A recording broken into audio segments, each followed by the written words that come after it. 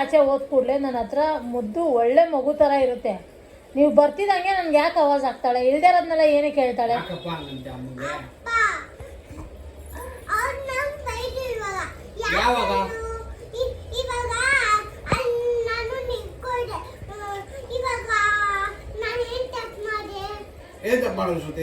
ನಾನೇನ್ ಬೈದೆ? ಏನಂತ ಬೈದಮ್ಮ?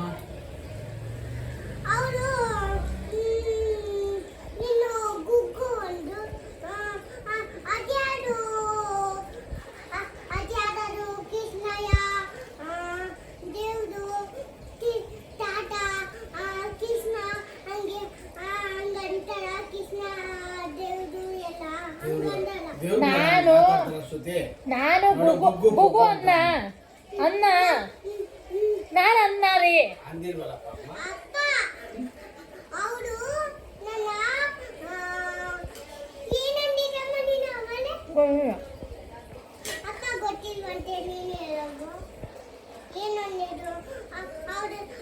ಓವರ್ ಆಗಿ ಆಡ್ಬೇಡ ಅಂತ ಅಂದೆ. ಅದಕ್ಕೆ ಏನಂದಿದ್ದು ಗೊತ್ತು ಯಾರು ಆಡ್ತಾರೆ ಓವರ್ ಆಗಿ ಅಂತ.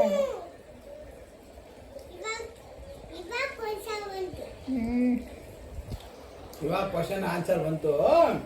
ಯಾಕೆ ಶ್ರುತಿ ಓವರ್ ಆಗಿ ಆಡ್ಬೇಡ ಅಂದ್ರೆ ನೀವು ಸುಮ್ಮನೆ ಇರ್ತಾಳೆ. ಯಾಕಪ್ಪ ಬೈದೆ?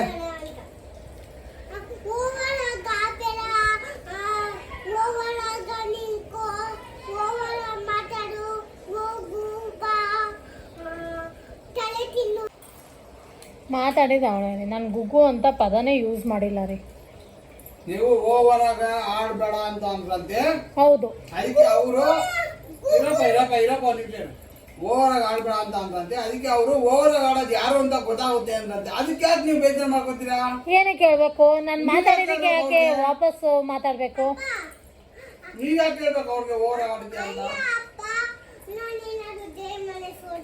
ಏಯ್ ಮಾತಾಡಬೇಡ.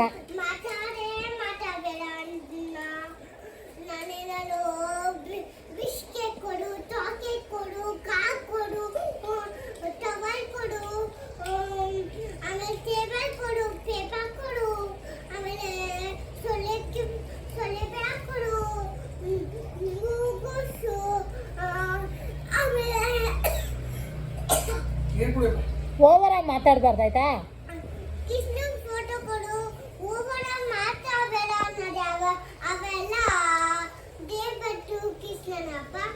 ದೇವ್ರ ಭಕ್ತರು ಮಾತಾಡೋದು ಮಾತಾಡೋದು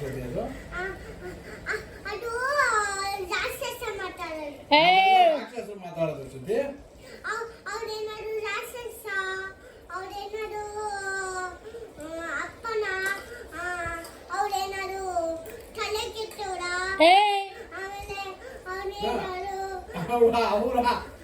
ಕೆಟ್ಟವರು ಅಲ್ಲ ಅವ್ರ ರಾಕ್ಷಸ್ರ ಕೇಳ್ತಾರದು ಕ್ವಶನ್ ಮಾಡ್ಕೊ. ದೇವ್ರ ಭಕ್ತರು ಹಂಗೆಲ್ಲ ಮಾತಾಡಲ್ಲ. ದೇವ್ರ ಭಕ್ತರು ಹೆಂಗ್ ಮಾತಾಡ್ತಾರೆ ಹೇಳು?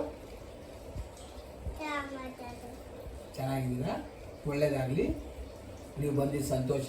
ಆತರ ನೀವು ಓವರ್ ಆಗಿ ಆಡ್ತೀರಾ, ನಿಮ್ ತಲೆ ಕೆಟ್ಟೋಗ್ಬಿಡದ, ಕುಡಿತ್ಯಾ, ಹಾಗೆಲ್ಲ ಮಾತಾಡ್ಬಾರ್ದು.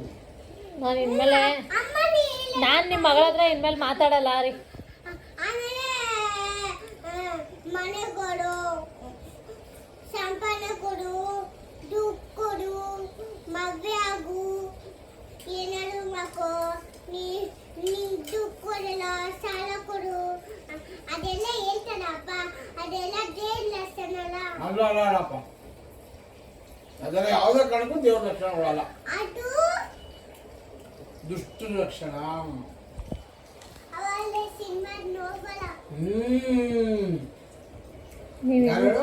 ಬಂಗಾರಿ, ನಿಮ್ಮ ಅಪ್ಪ ಆಚೆ ಹೋಗ್ಲಿ, ನೀವೇನ